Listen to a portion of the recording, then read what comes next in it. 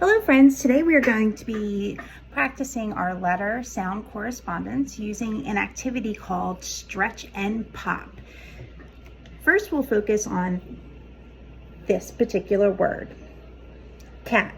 So what we do is we're going to stretch the letters of the word out, k, a, t, and then pop them back, cat. Let's try that again, k, a, t, cat.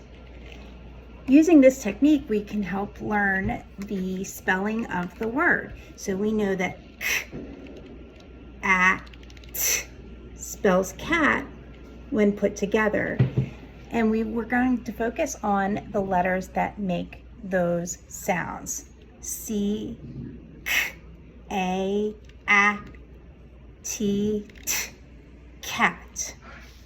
K, a, t, cat.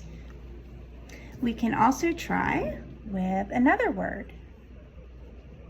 This is a picture of a dog. So we're going to practice dog and the sounds that it makes. D, all, g, dog. Let's try it again. D, all, g, dog. When we put it together, d, d, all, g, g, dog. And we have our word dog.